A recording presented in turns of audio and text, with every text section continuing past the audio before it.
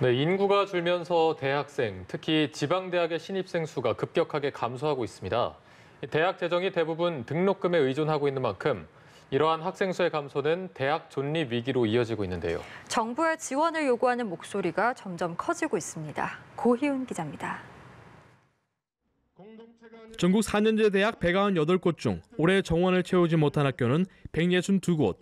특히 미달 인원의 91%는 지방 소재 대학입니다. 존폐 위기에 몰린 지방 대학들 사이에선 정부 대책을 촉구하는 목소리가 점점 높아지고 있습니다. 지역 대학들의 인기충원 사태는 모두의 예상을 뛰어넘었고 그 규모는 타 지역보다 훨씬 크다. 그야말로 아비규환이다.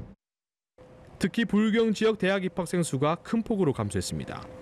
국가교육통계센터에 따르면 지난 10년 동안 부산 지역 입학생 수는 11,700명가량이 감소해 약 18% 가까이 줄어들었고 울산 9%, 경남은 무려 25%였습니다. 문제는 올해 이후 더욱 급격한 추세로 입학생 감소가 예상된다는 겁니다. 현재 정원을 그대로 유지할 경우 3년 뒤인 2024년에는 전국적으로 대학 입학생이 11만 명 부족할 것으로 예측됐습니다. 대학 학과도 급격히 사라진 것으로 나타났습니다.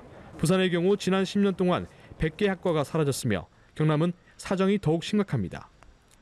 학령 인구가 감소하더라도 학과를 안 줄이는 경우들도 많이 있는데 경남 같은 경우에는 150개 정도의 학과를 줄였습니다. 학과 수가 그만큼 줄었다는 것은 그만큼 심각한 구조조정이 진행되었다는 걸 의미하는 거죠. 또 학생과 국가재정이 수도권 대학으로 집중되는 현상도 지방 대학을 열악하게 하는 요인으로 꼽힙니다. 서울 수도권을 중심으로 서열화된 우리나라의 대학 체제에서 대학 위기의 현상은 지방 대학을 중심으로 나타나고 있다. 현재와 같은 학령 인구 감소와 수도권 집중 현상이 계속된다면 지방 대의 몰락과 지역의 붕괴는 가속화될 수밖에 없다. 지방 대학들은 대학 운영 자금에 대한 정부의 직접 지원 등을 위해 고등교육 재정 교부금법 제정을 촉구했습니다. 연합뉴스 TV 고희훈입니다.